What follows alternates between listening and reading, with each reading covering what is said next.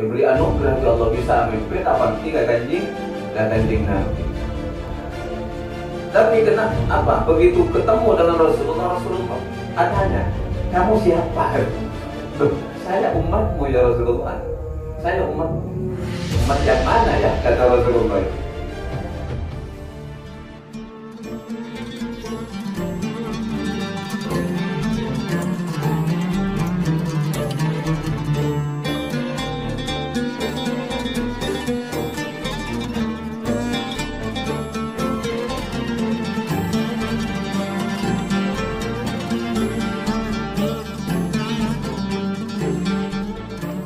Faslun, sebuah pasal fil amri bita'ahudil Quran wa tahdhiri min ta'ridihi linisyan. Anjuran tentang bita'ahudi apa? Memelihara Al-Qur'an akan Al-Qur'an, wa tahdhiri dan peringatan min ta'ridihi dari berpaling kepada Al-Qur'an linisyan yang bertujuan untuk melupakan.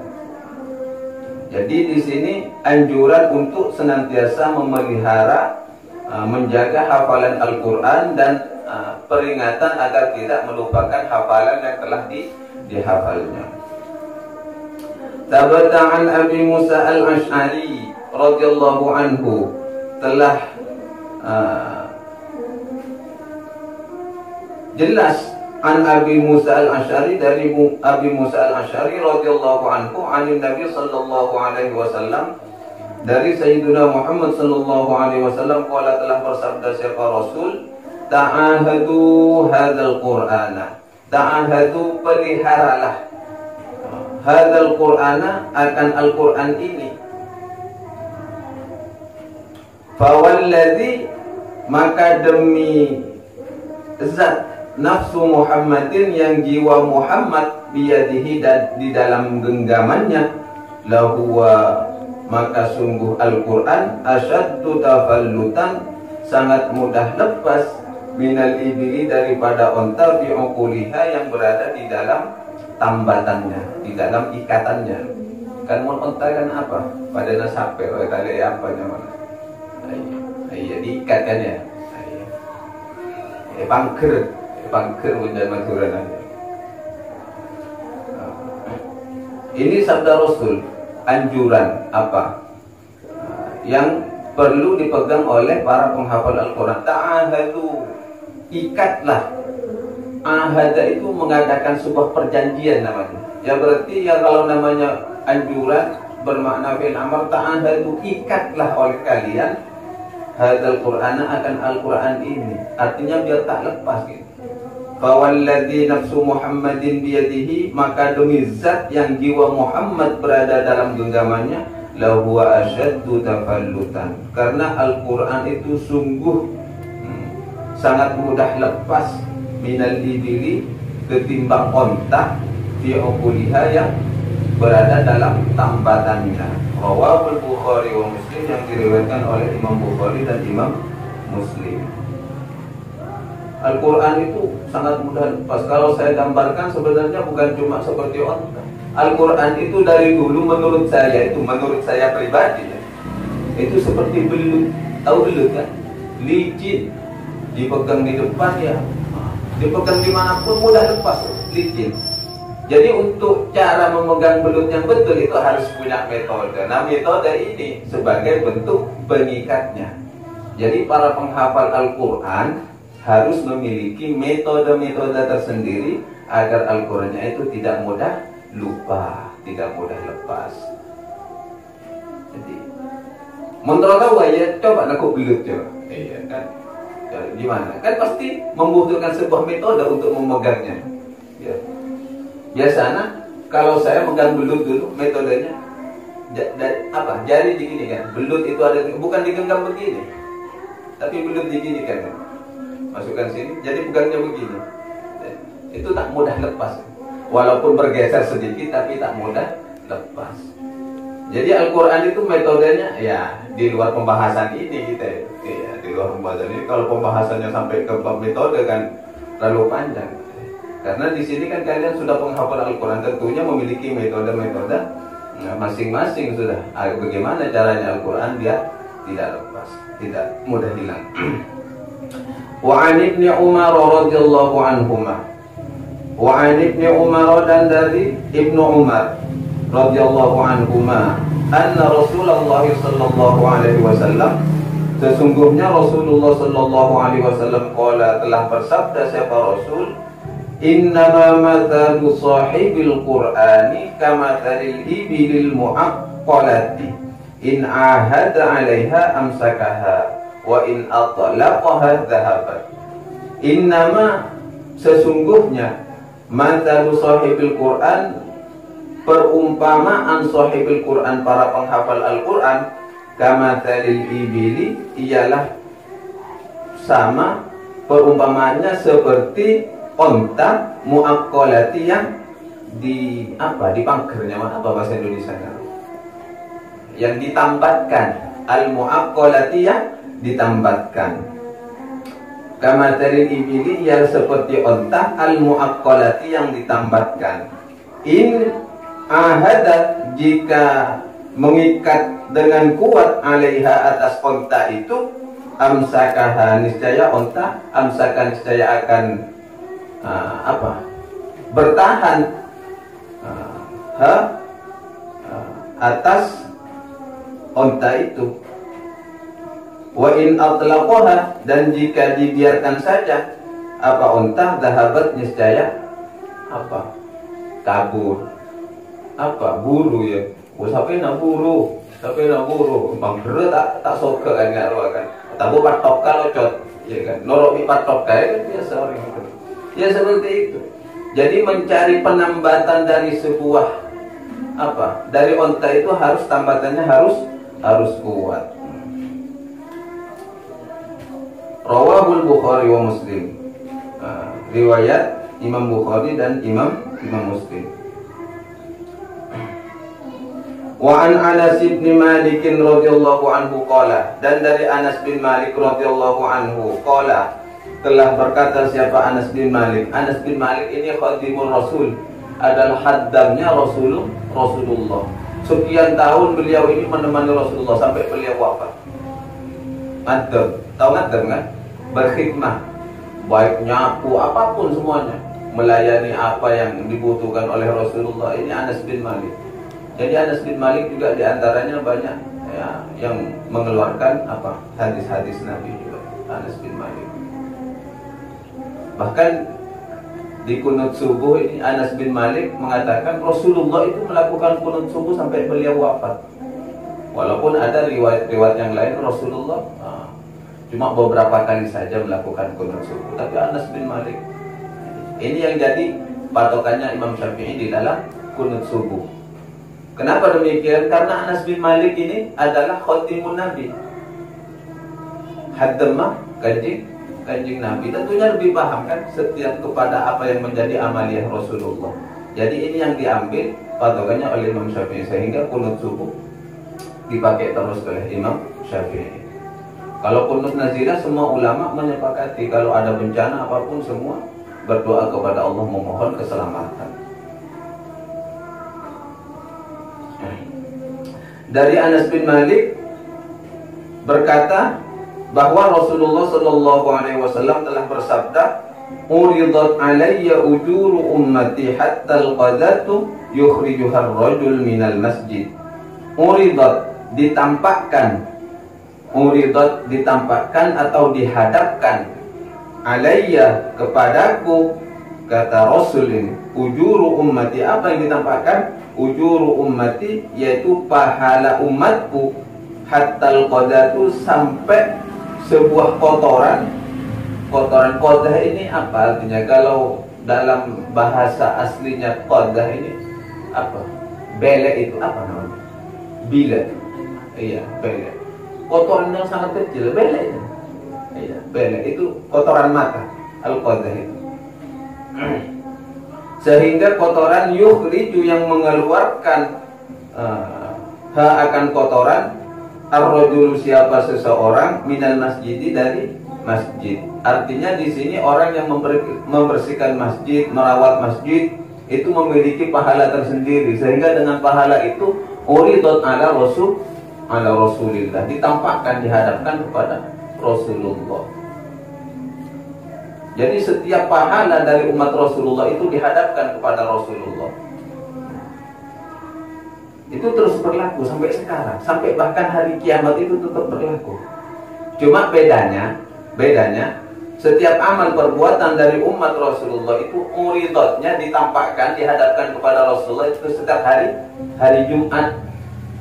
Jadi seminggu sekali dari setiap amal catatan perbuatan dari umat Rasulullah itu setiap hari Jumat dihadapkan kepada Rasulullah, dibawa oleh malaikat hafadzah, dihadapkan. Ini ya Rasul apa namanya, amaliyah umat engkau selama 1 minggu. Maka jika dihadapkan lalu Rasulullah melihat banyak bagusnya daripada jeleknya, sebelum diangkat ke langit, maka Rasulullah menambahkan dulu dari pahala-pahala hamba itu, dari kebaikan-kebaikan yang telah dilakukan umatnya dengan memuji kepada Allah. Minggu kemudian datang lagi, dibawa lagi, dihadapkan kepada Rasulullah. Jika banyak dosanya daripada amalan baiknya, sebelum diangkat ke langit, Rasulullah kini kui boleh ya, dengan mengistighfarkan umatnya dulu sebelum amalan itu diangkat, dihadapkan kepada Allah. Luar biasanya Rasulullah kan? Sampai sekarang, bahkan sampai kiamat itu. Terus kalau sudah begitu, kata siapa Rasulullah meninggal? Iya, kalau sudah sampai begitu, kita nalar itu. Kan berarti Rasulullah setiap saat, setiap waktu, bahkan seminggu sekali memantau umatnya kan? Maka dari sana anjuran malam Jumat ataupun hari Jumat, perbanyak aktiru alayya minas sholah, kata Rasulullah. Perbanyak baca sholawat. Kenapa harus memperbanyak baca sholawat? Karena Rasulullah mengenali umatnya dengan untayan sholawat tersebut. Jadi Rasulullah kan mengabsen umatnya. Iya, benar. Karena pada suatu ketika ini ada orang bermimpi ketemu dengan Rasulullah. Orang ini jarang baca sholawat, bahkan bisa dikatakan tak pernah baca sholawat. Suatu ketika diberi anugerah bi Allah bisa mimpi tapangki gak kanjing Nabi. Tapi kenapa begitu ketemu dengan Rasulullah tanya, kamu siapa? Loh, saya umatmu ya Rasulullah. Saya umatmu. Umat yang mana ya, kata Rasulullah. Loh, bukankah engkau ini mengenali umatnya, mengenali setiap umat seperti orang tua mengenali kepada anak-anaknya? Ya, aku mengenali anak-anakku kan biasanya dengan apa? Panggilan-panggilan tertentu. Setiap anak kan pasti manggil membeni anak kan paling kan ngaruh kan? Mas atau Pak Le atau apalah. Tapi kalau anak biasanya kepada orang tua kandung itu paling tidak ya minta abah, ya bapak, papa, iya kan. Apalah bahasanya, ada panggilan khusus. Lah kamu panggilan khusus itu buat orang tua kamu apa? Bingung itu. Oh, kamu tak pernah baca sholawat. Nah, aku mengenali umatku itu dengan bacaan sholawat. Langsung kaget banget. Semenjak itu orang tersebut istiqomah baca sholawat. Aku mengenali umatku itu dengan untayan sholawatnya.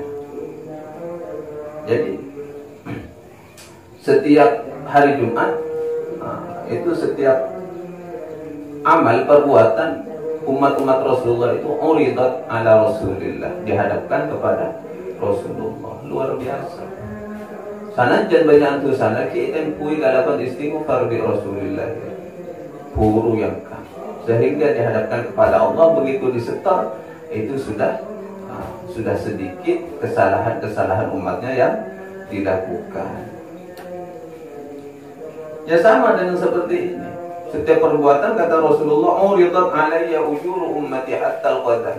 Walaupun kotoran itu sangat halus, ya ibaratkan bila saya boleh masjid, pas saya pada luar di orang dari masjid itu tetap ada nilai pahala yang dihadapkan kepada Rasulullah diaturkan. Sebaliknya wa uridat alayya, dan juga ditampakkan alayya kepadaku dzunubu ummati, dosa-dosa umatku. Setiap dosanya juga ditampakkan kepada Rasulullah. Tadi pahala, sekarang dosa. Falam ara dzamban, maka aku tidak pernah melihat, falam ara, aku tak pernah melihat dzamban kepada dosa, a'dhama yang lebih besar, min suratin daripada satu surat, minal qur'ani daripada Al-Qur'an, au ayatin atau satu ayat, utiha yang telah diberikan atau dihafal ha akan surat atau ayat itu rajulun siapa laki-laki, tsumma nasiha kemudian melupakannya. Tidak ada dosa yang lebih besar yang selama ini aku lihat kecuali kepada Al-Quran yang telah dihafalkan oleh seseorang lalu dia melupakannya. Ini kata Rasulullah, ini dosa yang paling besar. Ini adalah a'zamul masaib, kata beberapa ulama. Ini adalah paling besarnya musibah. Kenapa demikian? Karena dosanya itu juga besar. Kalau kalian sudah masuk berazam, bertekad untuk menghafal Al-Quran, maka jangan sesekali-kali kalian melalaikannya, karena dosanya sangat besar. Yang dimaksud lupa itu bukan karena sesuatu yang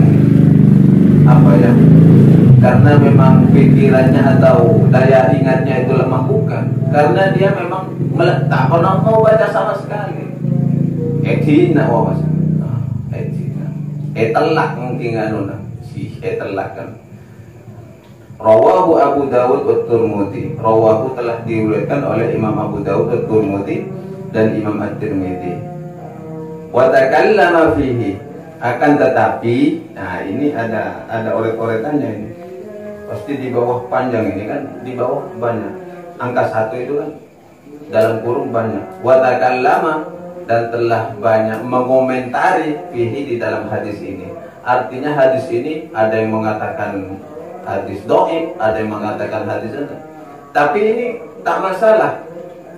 Walaupun ini dianggap hadis dhaif atau apa, tapi ada yang berpendapat ini syawahidun, banyak hadis yang semisal ini itu. Walaupun tidak persis seperti ini hadisnya, tapi banyak yang mengatakan bahwa begitu besar dosanya orang penghafal Al-Quran yang melupakannya. Ini syawahid namanya. Beberapa pendapat, beberapa persaksian dari para ulama ahlul hadis. Tapi bagi kita, walaupun ini seandainya pun dhaif kan begitu, tapi ini bentuk kehati-hatian dari kita itu perlu. Karena barangkali itu betul terjadi gitu. Kalau dhaif kan begitu. Tapi antisipasi itu lebih penting. Antisipasi itu lebih utama.